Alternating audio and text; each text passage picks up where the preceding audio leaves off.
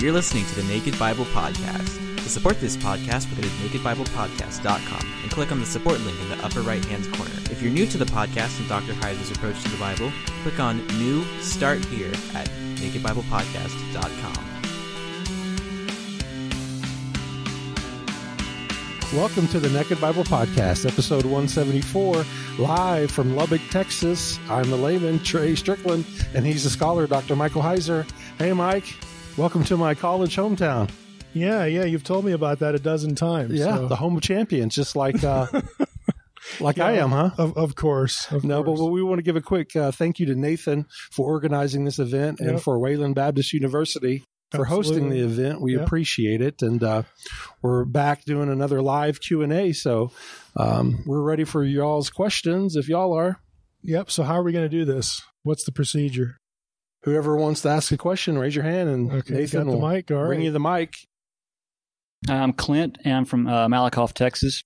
In Revelation 12, does the reference to 1/3 of the stars falling to earth indicate that at that time those angels had enough understanding of the Messiah's purpose and attributes to decide they didn't like God's plan, and so they rebelled at that time? Yeah, so that question, I don't need to repeat the question, I presume. I think we got everybody on the mic here. The question in part depends on whether you think the angels that are referred to were good guys, because you prefaced it by saying they rebelled, or whether they are, bad guys already. In other words, what's their state? So if you let's just read through it a little bit. It said, another sign appeared in heaven. Behold, a great red dragon with 7 heads and 10 horns, and on his heads 7 diadems. His tail swept down 1/3 of the stars of heaven and cast them to the earth. And the dragon stood before the woman who was about to give birth, so that when she bore her child, he might devour it. Now, the way you worded your question, did 1/3 of the angels know enough about the Messiah, is the way I think you put it, so that they would rebel?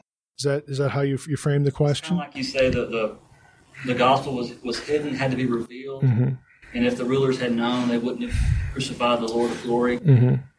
That kind of track. Yeah, I don't know if we can really read this as a rebellion. You could read it as an attack by the dragon on, good guy angels, if we want to put it that way. And so 1/3 of them are defeated or cast to earth. It's conceivable to me that you could read it that way. That question is in part related to what comes later. Now war arose in heaven, Michael and his angels fighting against the dragon and his angels fought back. Are we to assume in verse 7 that the dragon and his angels there are the same that were swept down in verse 4? Again, the way you word the question, it assumes that. I don't actually read it that way. I don't think that we have to read one particular group between verses 4 and 7. And so we don't have to read angels in rebellion in verse 4. It could be the terminology of conflict, where you have God's servants, God's side suffering, in the conflict, suffering a defeat of some sort. So that's the way I tend to read it. So that's a long way of saying, no, I wouldn't go that direction with it. But you could, if you did, and say that this was sort of a seduction of 1/3 of the angels. The swept down is really a language for 1/3 of the angels were convinced, to join the side of the dragon. I think it's reading a lot into the passage to sort of fill that gap. What convinced them? Well, it was this Messiah about to be born. Well, why would that have bothered them? I mean, again, you can read it that way, but it seems, again, for my taste, it requires a little bit too much front loading of that kind of information to read the passage that way. But if you have answers that satisfy yourself as far as answering those questions, again, you wouldn't be alone reading it that way. I don't, and I don't think you have to. Somebody else. Robert from Hobbs, New Mexico. In Genesis 3, verse 14, where it reads, so the Lord said to the serpent, because you have done this, you are cursed more than all cattle and more than every beast of the field. On your belly you shall go, and you shall eat dust all the days of your life. in reference to verse 19, where he's telling Adam now, in the sweat of your face you shall eat bread till you return to the ground, for out of it you were taken, for dust you are, and to dust you shall return. Do those two words for the dust that the serpent's going to eat and the dust that men's going to turn into, is that the same word? Is there any correlation between those two words? Well, we can look it up right here. So the one verse was verse 14. Okay, right here's dust. That's afar in Hebrew. And then down to verse 19, same word. So yes, they're the same word. Is there something you want to build on that? I guess the second part of that is is the serpent, are we going to be ingested by this entity being when we return to dust? If our corporeal bodies are going to be there? Yeah, if you remember, have you read Unseen Realm? Okay. In Unseen Realm, I talk a little bit about this particular passage. I take the language here since I don't take the Nakash, the serpent, as being only a member of the animal kingdom. I take the Nakash as being a divine being in rebellion. And again, depending on how you take the term, it could be a divine being that, manifests itself in this way. Again, this is very common.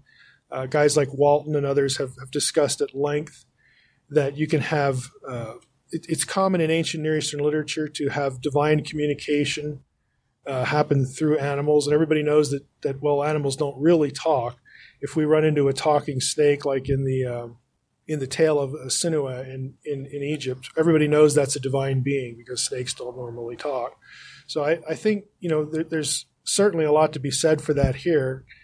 In Unseen Realm, I talk about Nakash being, if it's a noun, it's actually ha-Nakash, so it's the word plus the definite article. If it's a noun, then you can legitimately translate it as serpent.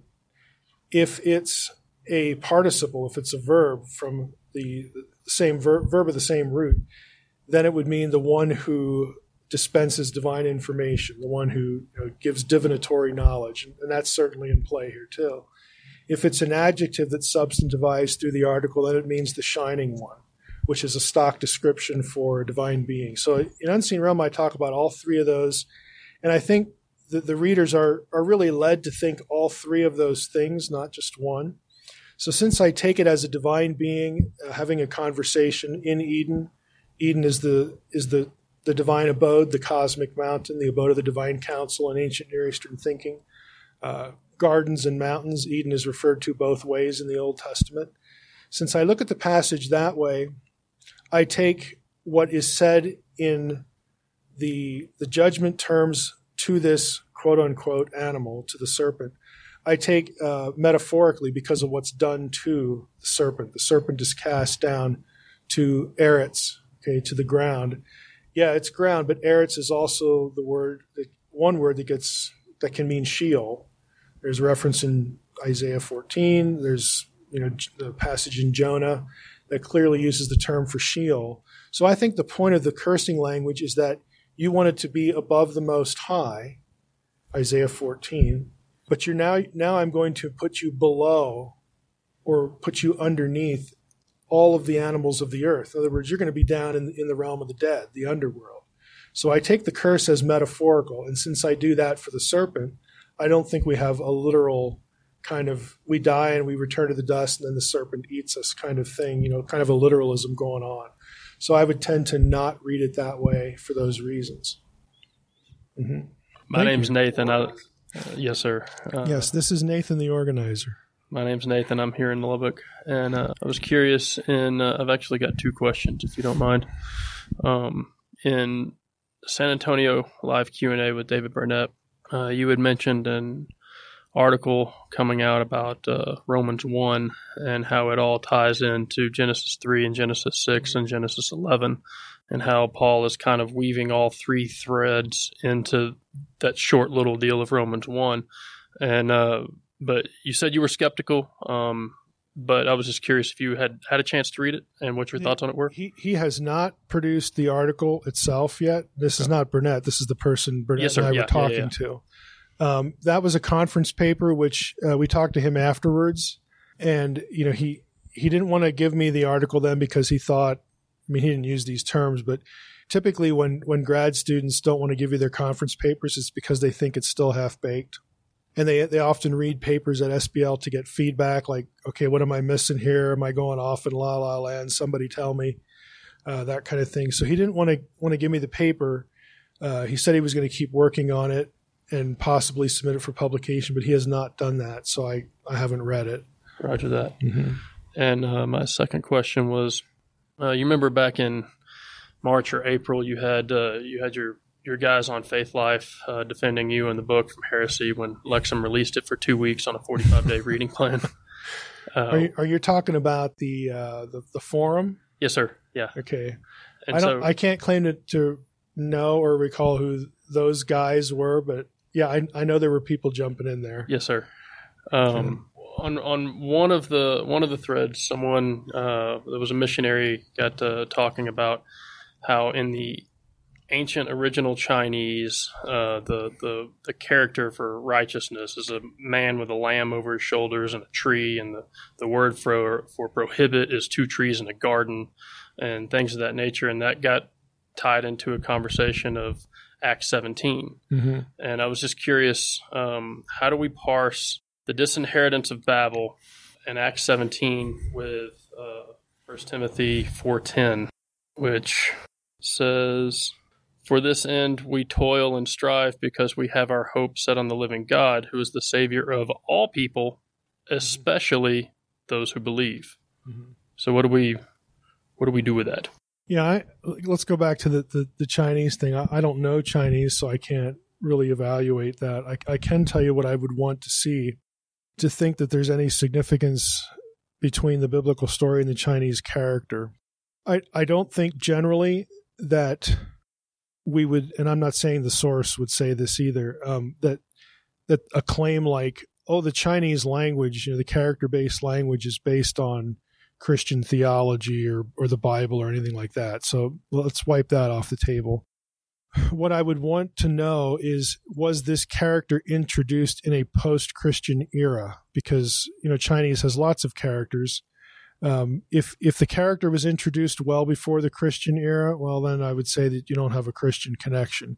If it was introduced afterwards, well, then maybe there's something to that. I don't know. I don't know either the historical question to be able to answer that, or in Chinese in terms of characters, though. But that, I'm just telling you, that's what I would want to know, just right off the bat. Does that have anything to do with, this, again, coming from the Deuteronomy 32 worldview? How do we parse something like that? On the one hand, if the character is post-Christian, well, then that sort of answers that question. There might have been some Christian influence there, and then somebody could have invented a character to convey a specific concept based upon something maybe a missionary taught. Who knows? That's one trajectory. I don't think, since we don't have a clear picture of what you described in the character, even in the Old Testament, I doubt that the Chinese people got a clearer picture than the Israelites did. So I don't think we can really track fruitfully on that trajectory. If the question is about how are the nations saved? How were they made acceptable to God? That sort of thing. My sort of paradigm for this is that this is ultimately for God to decide. God provides information to whomever He will. If this is outside the believing community, in other words, what He considers His family, Israelites, and then now, of course, the church, the circumcision neutral thing we call the church. Prior to that time, prior to there being a gospel to give to people, could people be rightly related to Yahweh? Well, sure they could, because we see that in the Old Testament. We see it with Naaman the leper. Jesus holds him up as an example of faith. Now, if for those of you who have listened to the podcast, we had Gerald McDermott on, a few months ago. And we specifically talked about what the church fathers, sort of did, how they debated and talked about what we call the Deuteronomy 32 worldview. And Jerry seemed to think that the faith of a pagan like that, a Gentile, was somehow not salvific. I don't know if listeners caught that, but I might have read him wrong or listened, heard something there that he wouldn't have intended, but I got that impression. I don't take that view.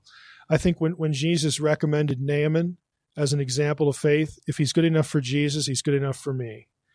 In other words, he responds correctly. He responds well to the information he had. And he had one thing. I know now that Yahweh is the God of gods, period. That just settles the question. His faith is in the God of Israel. He's never going to learn the Torah. He's never going to learn the Jewish festivals. He's going to go back to Syria. He'll never do anything in the temple. He'll never eat a Passover meal. He'll never do any of that. But he knows who the God of gods is. And in sort of this Deuteronomy 32 context, and I would say just generally, in the Old Testament, that is what salvation is about. How does an Israelite, how are they saved, prior to the cross? And frankly, prior to progressive revelation about the plan of salvation. Well, they're saved if they believe that Yahweh is the God of all gods. Is Yahweh who he says he is? Okay, and if he is, we believe that this God, the God of gods, entered into a covenant relationship with us. We worship only him. That's what we do. We do what he tells us to do. We believe what he tells us to believe about himself, and we do what he tells us to do, and we don't worship another God. It's that simple, and Naaman falls within that. So I'm of the view that God can treat, this is going to sound a little goofy, but I'll try not to chuckle with it, but I'm of the agreement or of the view that God still treats unbelieving people today like he treated unbelieving Gentiles in the Old Testament. In other words, they're still not in the family of God. They're still outsiders as opposed to insiders. And so it's up to God to give them information about who he is, about what he wants, whether that includes the gospel or not. If they respond correctly to that, the way Naaman did, and there are other examples besides Naaman, if they respond correctly to that, then it's up to God to accept that person or not, or give them more information or something like that. In other words, that is above my pay grade. Okay, I am not going to presume that I can answer that question for God. If I get to heaven someday and find out some guy in China is there because he just believed that Yahweh was the God of gods and that's all he knew, if he's there, I'm happy. And I don't think God blundered. Okay, he didn't commit a theological error. So that's kind of the way I look at these sorts of questions. I don't feel either capable of thinking for God on such matters, nor do I think that I'm tasked with deciding that. Anybody else? This is Forrest for Bamorello. No, it's not. Anyway, so kind of going back to the first... He whose name shall not be mentioned. Going back to the first question regarding the third of the angels that fell. When John is writing that, it seems like he's kind of chronologically jumping around a bit. He kind of goes from the birth right to the death and ascension pretty quickly. Is it possible that that fall that he's talking about happened at a much earlier time? Because when the shepherds witnessed the angels at the birth of Christ, there's no hint of any kind of major battle going on, unless that's the after party. I don't know. Is it possible that happened? Well, I would say if we're saying that, well, with God, time doesn't mean anything and all this chronological talk is really meaningless to God. Well, if you're going to look at it that way, well, sure, then it's possible. I don't read it that way. I don't think we have to have the same elements in every passage when a passage is about the same topic. So it doesn't bother me that the passage with the angels doesn't have this element in it, and Revelation 12 doesn't say anything about shepherds either. I don't have to have all of the elements in both passages for them to be about the same thing. We have, you have these scenes in Scripture where they try to encapsulate a bunch of ideas in a very short amount of space. We even have this like in Philippians 2, or is it Philippians 2 or is it the first? It's 1 Timothy. It's the passage one of the passages that is considered sort of a creedal statement that, Christ, he was risen from the dead, seen by angels. Have this whole list of things that aren't precisely in the right chronological order, in the sense that, something is omitted that you would expect to be there, but it's considered sort of an encapsulated form of the gospel. And you have a handful of these in the New Testament. They're not always the same, but they're still talking about essentially the work of Christ. I'm okay with that. I don't think that they had to pass notes around, like, to make sure. Now, if you include a creedal statement, make sure it's got these 5 things in there. I think they're just sort of encapsulating things as it occurs to them to do it. So that's essentially how I look at John. What he's doing here, because he goes from the birth to then the woman is being pursued. Now, if you look at the woman as Israel, and that is the way I take it, and lots of scholars do, it's not a specific reference to Mary, but it's Israel. Israel is the woman, God's bride, who gives birth to the Messiah. Then it would refer to the persecution of that community, either the Jews or the believing community that ensued, that was connected with the Messiah, under Roman persecution or something like that. So I'm just not troubled by not having the kind of full description in all of the passages that we might want, because I still kind of know, what the topic's about, and I know how the elements are relevant to the topic. I don't look for something exhaustive. I don't know that you'd ever really find it. If you take what's being said out of a first century context, either abstractly, like this is something that was in the mind of God, and then angels knew that it was going to be in the mind of God. It was in God's plan at some point to birth, the king, the Messiah, and then the forces of darkness wanted to oppose that. In other words, if you take it out of the first century and abstract it like that, well, then by definition, the time doesn't matter. So you could say things like that if you did that. Follow-up question. Sure. Rob from Hobbs. In choosing a Bible version, is there a version that you recommend? I always recommend the best Bible to use is the one you'll actually read. Okay, I didn't say that. But yeah. No. No, I always recommend that people have one kind of translation that sort of reflects the two major approaches to translation.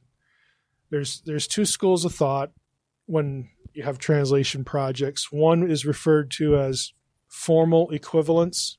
That is the translation team feels that its task is to look at the original text and then in the target language account for each word as much as possible from the original language to the target language. In other words, we sort of refer to this as literalism, but it's really about word-for-word correspondence. Now, no translation does that perfectly, like in John chapter 2, even the King James, which is very literal, very much formal equivalent, word-for-word correspondence. It'll say, Jesus said to his mother, woman, what have I to do with thee? Okay, well, literally in Greek, it's what to you, to me. That's literally what's there. Those are the only words that are there. So even something that tries to do word-for-word correspondence can't get away from having to try to explain that a little bit. The other school of thought is what is called dynamic equivalence. And there the goal is not word-for-word correspondence. It's thought for thought. So we look at the original language. Okay, what is the thought that they're trying to convey? And then when we put it into the target language, we can use whatever words we want to capture the same thought. So I recommend, and all English Bibles will tell you in the preface what approach they took. So my advice is always use one of each, just so that you can kind of get a feel for how each sort of approach would account for what they're seeing in the text. And you're always wiser to use more than one translation, because if there ever really is a significant translation sort of problem where there's a real elasticity to what something could mean, or if there's a manuscript difference, chances are, if you look, and this is what's great about software, you can do this in a couple seconds. You could look at 4 or 5 translations, and if they all differ at some point, or like a specific word, then you know there's an issue there. And that's where you should drill down and get another tool to study that. But just generally, apart from that, try to get one that's word for word correspondence, one that's, thought for thought, and use them both. I should add, I prefer in the first category, it's mostly trying to strike formal equivalence. I prefer the ESV, but really only for one significant reason, and that is it is more textually up to date in places than other translations are. The big one is Deuteronomy 32. There are several places there where the ESV the committee decided to use Dead Sea Scroll material in the running text, not just put it in a footnote.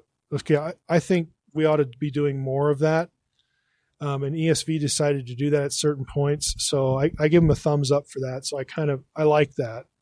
So I just got into it for that reason, and it's sort of grown on me. But, I'd use other ones too. Yes, sir. Hi, Michael from Lubbock. And my question relates to your, I guess you call this an astral prophecy back in for the, and that maybe I'm reading into your designation of this in Matthew for the birth of Jesus, September 11. Yeah. Okay.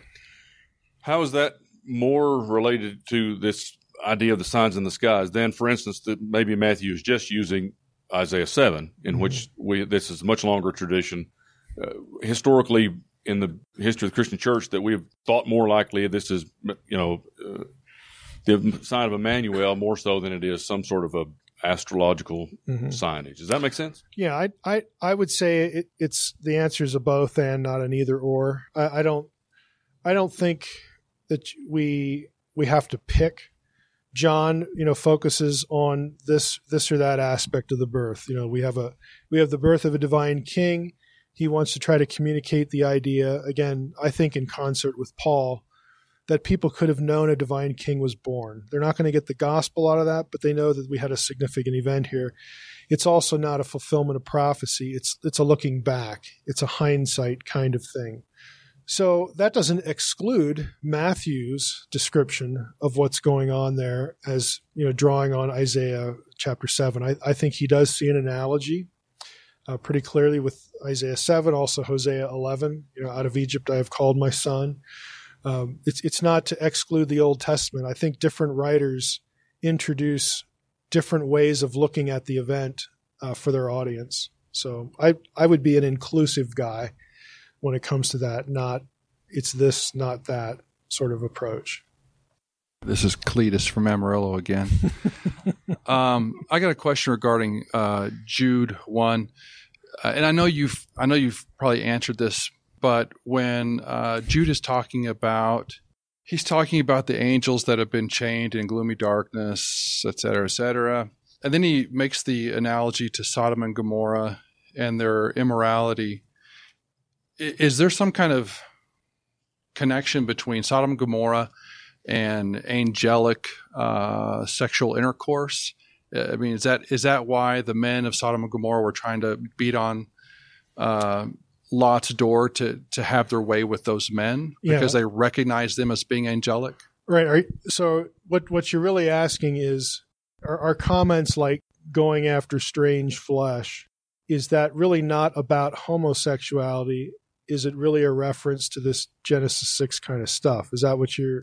Well, that seems to be what Jude's alluding to there. I mean... I think, the short answer is you can read it that way. And this paper that Nathan brought up in his question, that was one of the trajectories of that paper, which is why I was interested in it. The guy was basically making the argument that this is sort of a literary motif that you see the Genesis 6 kind of thing sort of echo in other passages, including the Genesis 19 episode here in Jude. And also what he was interested in tracking on is this what's behind Romans 1 in Paul? In other words, what this guy was trying to do in the paper was argue that this is a literary pattern and a conceptual pattern where these things are associated together. And then once establishing that idea, going back to Romans 1 and then arguing that that's really what Paul is discussing there and not necessarily homosexuality in that particular passage. So as Nathan suggested, I'm aware that people do that and read it that way in Jude and those associated passages. I am still, again, because I haven't looked at the guy's textual work, I'm still a little skeptical. To me, the verdict is out there. Can you take that to Romans 1? But if it just relates to Sodom and Gomorrah, that idea, that approach does have a pretty solid history and scholarship. You can read it that way, which some people would say, well, that helps you make the point about the Genesis 6 stuff and whatnot. And I guess it would on that point, but I don't know that, it's a little hard for me. Again, I try not to do too much thinking for biblical characters and writers because while I could probably come up with a good case, at the end of the day, I don't really know. In other words, the men of Sodom, can I really get inside their head and say, okay, they knew these guys were angels and that's why they want them? I don't know if I can really say that from Genesis. You go back and read the story. How would they know that they're angels? And I realize that's a little different than the way the writer is crafting things, because maybe the writer does want us to think of Genesis 6. To me, that's possible, but I think there's a better case to be made if there was actually something in the narrative about their reaction to the two men that would sort of take you that direction as well. Well, it seems like they must have been somehow markedly different, because even Lot recognized them as being different as they were coming in the gate. And then clearly rumor had swirled around the town that these different kind of guys. Why do you think Lot recognized them as different? Well, either because God wanted them to, or visually they were different. Right. And see, both of those thoughts could be thoughts coherently thunk about. Okay. I just don't know where you're going to get them from the text. Well, in other words, somebody could turn that around and say, well, it was news to have visitors in town. Hey, we got some visitors in town. They're kind of good looking too. Maybe it was in local Gazette, Well, see, since we don't know the circumstances of that event, and since again, I could argue that the view you're articulating pretty well, I could argue some other view pretty well too. But at the end of the day, I don't really know which one is correct because I wasn't there, and there's really nothing that I can see in the text that really turns one against, makes one more likely than the other. So to me, it's kind of a stalemate. Now, if this guy who was doing the paper, if he comes up with all sorts of Second Temple material, let's just say, and other external material where this is really a distinct pattern, like this just shows up in other places a lot. Well, see, to me, that could tip me, because I view the biblical writers in these as solidly in these streams of tradition. In other words, they're not just lone wolves writing stuff because they're bored. Okay, they're writing something intelligently as part of a at least a reasonably learned part of their culture that they can produce books. So I view them as literate.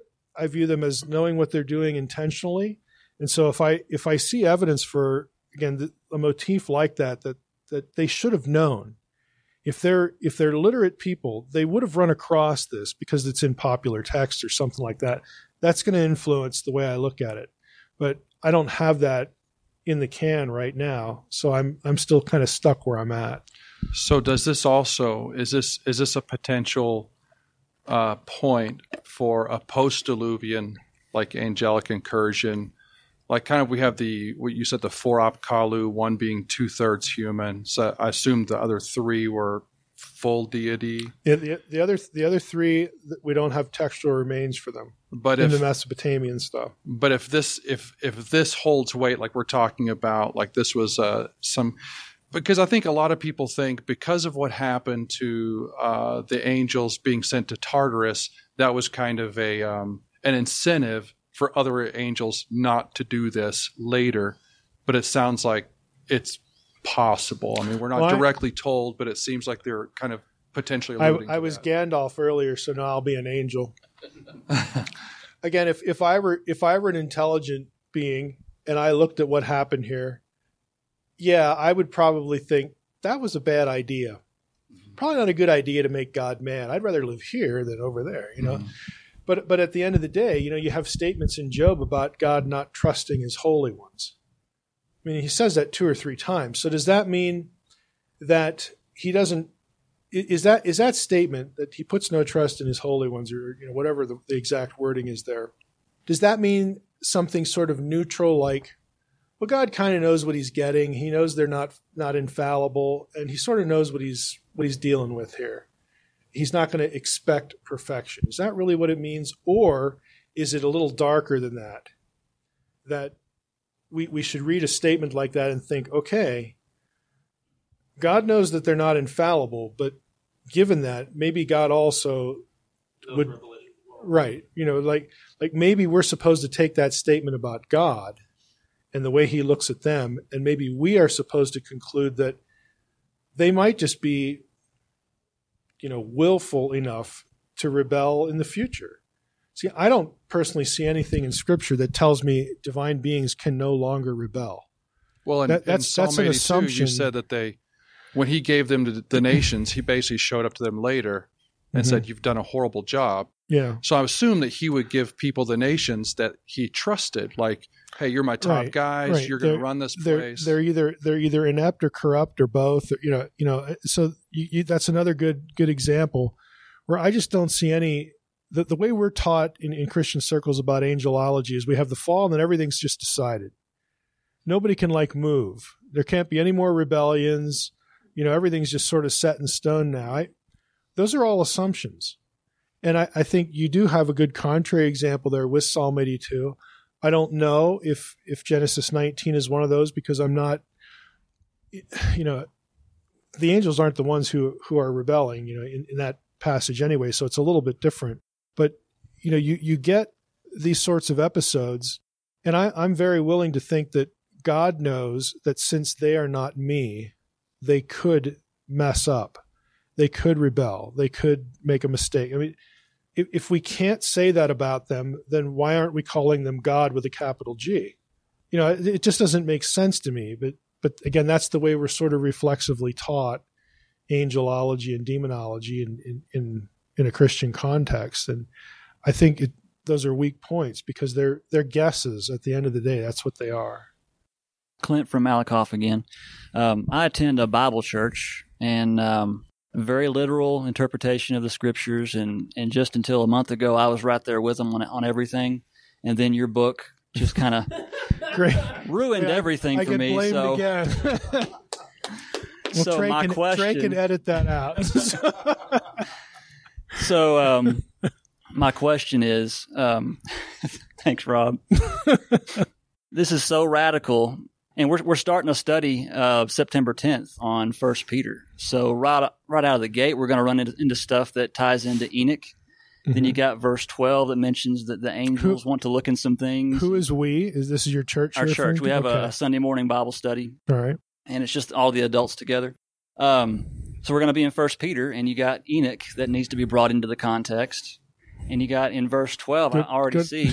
Good luck with that. In verse 12, you see where it's talking about even the angels long to look into these things. I could camp there for 2 or 3 Sundays in a row, just unpacking that. Yeah. But just even bringing Enoch up might be like an uproar for these people. And I love them. They're my family. Right. How can I, as just attending that class, how can I bring things up in a thoughtful way so as to not cause someone to stumble or to look at me as a heretic? Right. You know, you should not feel guilty over not telling people all of the things you know or would like them to think about.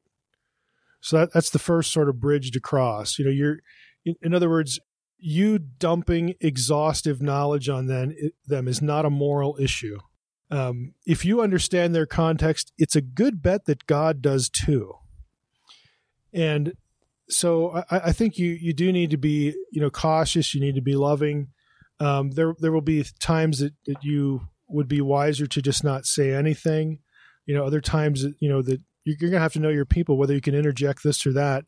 I think what would be a moral issue is if you sort of pretend that there's nothing to see here, citizen, move along, and you just sort of do things that way.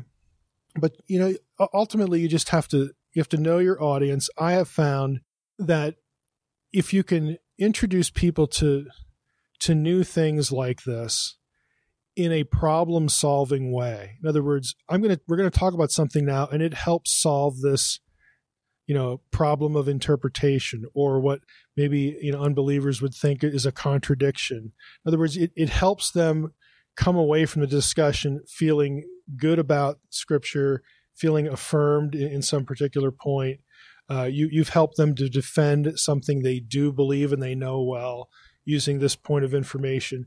If you do that a few times, it builds trust. It's constructive, for them. So I would say if you can, do that kind of thing with the content, solve a problem for them, build up their faith, you're wise to do that. This is why I don't go into churches like on Sunday mornings, because I've had people, you come Sunday and do this. It's like, no. Because all that's going to do is just, create a problem for you, because I'm just going to leave and then you're stuck with the problem. We're not going to do that. So I'll do things like two powers stuff, like the Godhead in the Old Testament, because that affirms, a Trinitarian belief system for them from their Old Testament. And people love that. It's scholarship given, to the person in the pew, but it's very constructive. I'll do something on what an imager is, the whole concept of imaging God. The image of God isn't something plopped into us. It's a status we have. And I may throw in a little Hebrew grammar there, just because it has a basis. So I'm not just making it up. It actually has a basis. Nobody's going to remember that, but it's good for them to hear it, because they know that, okay, Mike's, it's Dr. Mike and he does Hebrew, and he read this somewhere that somebody else said this who knows Hebrew too, and that's good enough. It's a constructive sort of thing to do, rather than just go in there and create the impression that I'm going to be novel today and you have to listen to me because I have a PhD. There's just no point to that. So my advice would be try to anticipate, some questions that people would have normally about the passage. And then if you can introduce elements of this quote unquote new stuff to them that helps address those questions, that would be really helpful. But you're still going to have to pick your spots. 1 Peter is pretty thorny in this regard, but I wouldn't just go in there and dump a whole lot of stuff on them, because there are people who will be patient. I mean, I've found just with books and stuff, there are people who will be patient and will read the book and they'll come out okay.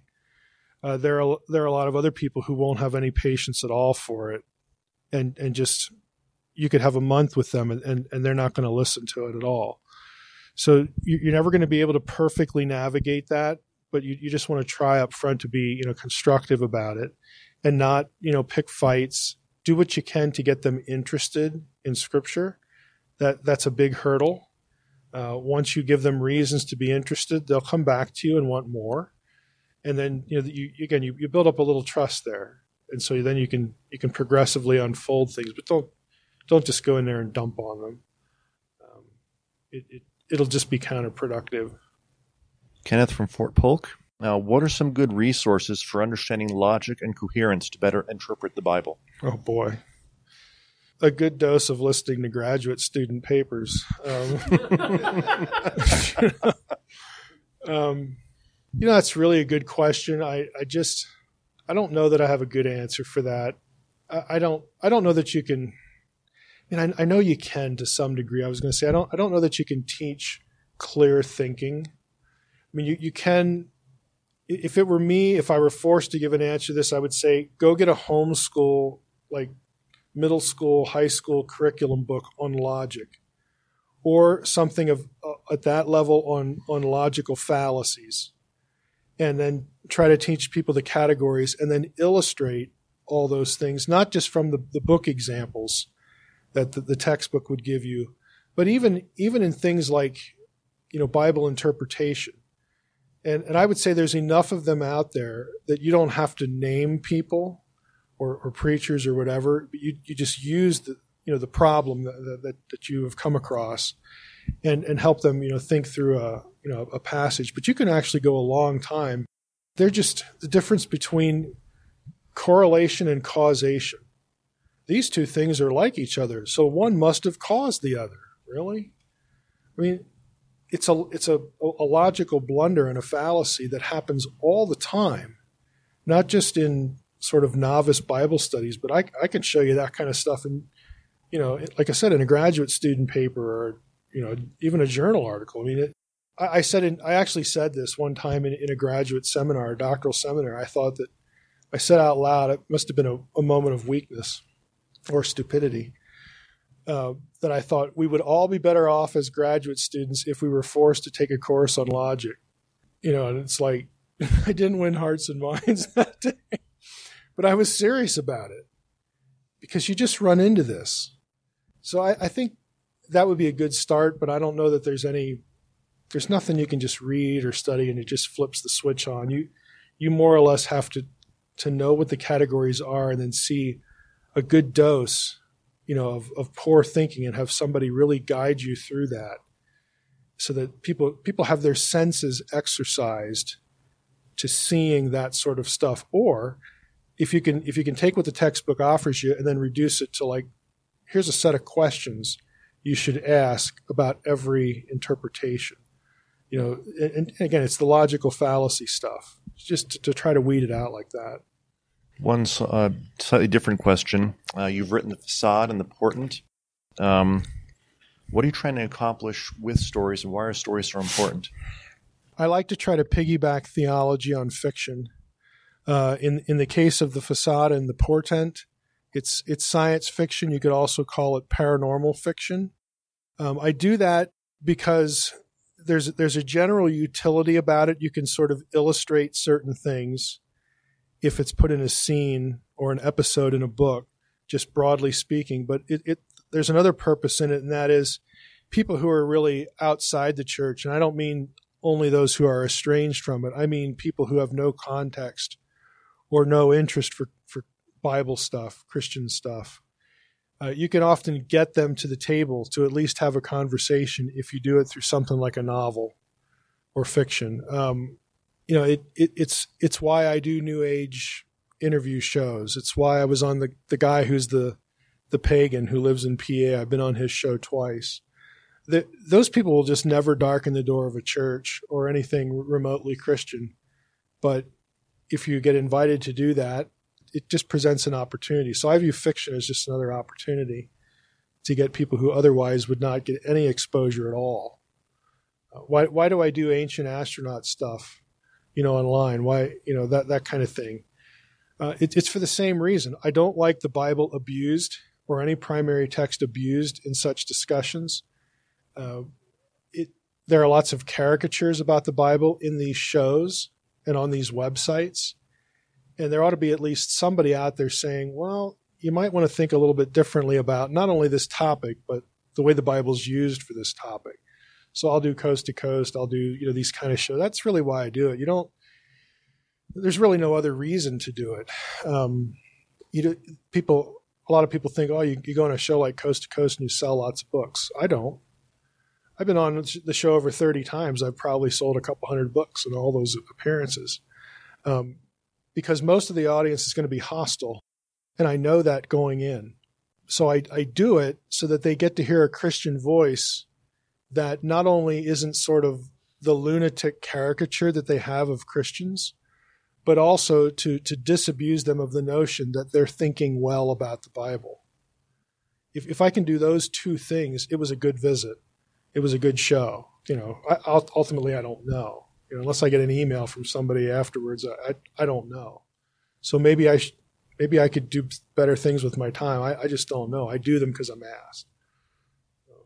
This is Nathan again, returning to the Romans 1 and what Chandler from Amarillo was talking about. He changed his name again. You become a meme. And I recognize that we are purely speculating on a paper that no one has ever read. But you were talking about the strange flesh. Mm-hmm. and he asked a question about Sodom and Gomorrah. And I'm wondering if maybe there isn't some Hebrew poetry going on where it might be a both and kind of thing, one on the surface and something below the surface simultaneously going on. And what I'm thinking of is along the lines of 1 Enoch 9:9. Nicholsburg says that they taught hate-producing charms, and those hate-producing charms, the word there is sexually extremely lewd in its nature. Anyway, you compare that to the pottery that we have of keep this clean for anyone who's listening around family, but family you have friendly. Yeah. you have an extremely excited Pan chasing after a soldier. Mm-hmm.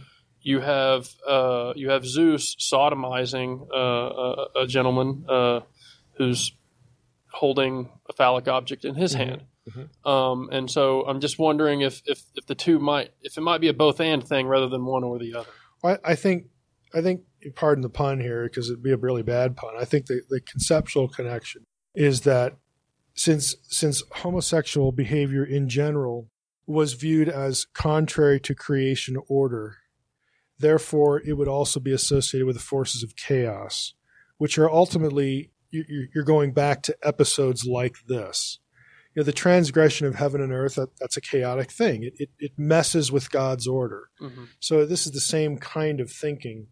So I think on that level, sure, they're kind of going to put those things at the end of the day in the same bucket, but the bucket might have lots of compartments. I just don't know if, I'm interested in there being, again, a discernible pattern.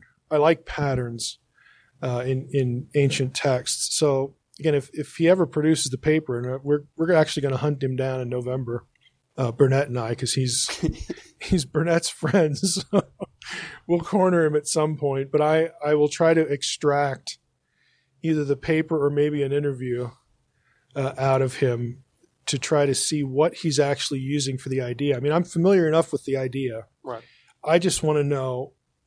What material are you using? What are you working with? What are you tracking on? I just want the raw ingredients. I want the primary text source references. So if I can get those, then I can run the rabbit trail myself.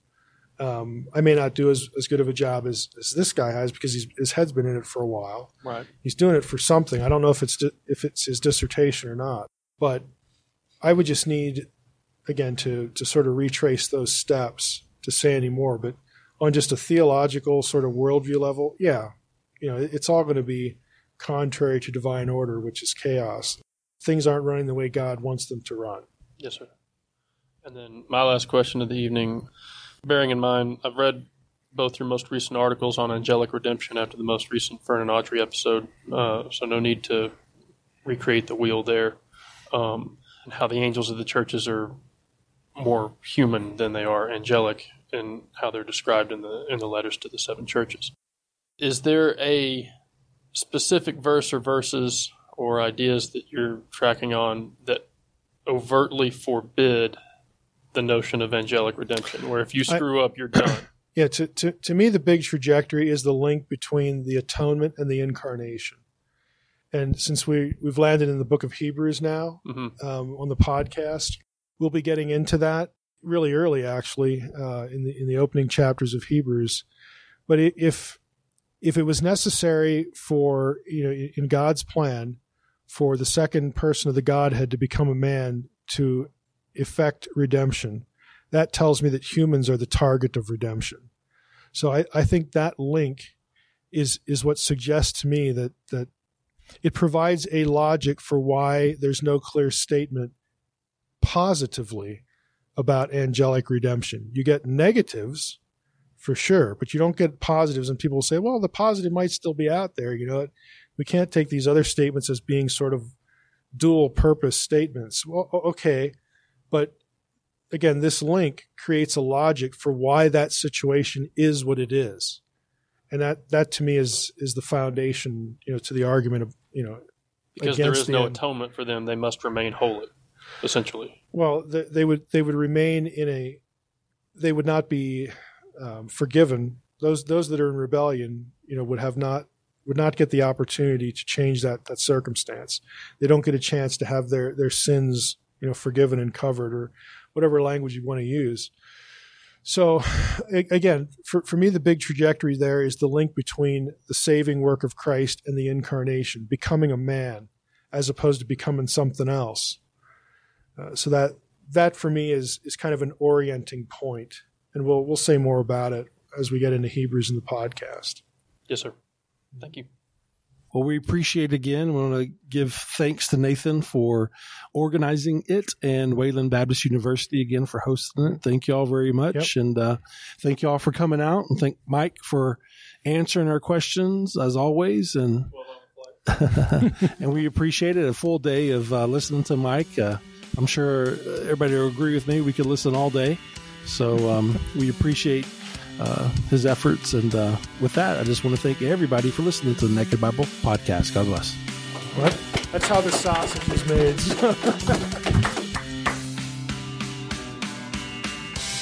Thanks for listening to the Naked Bible Podcast. To support this podcast, visit www.nakedbibleblog.com. To learn more about Dr. Heiser's other websites and blogs, go to www.drmsh.com.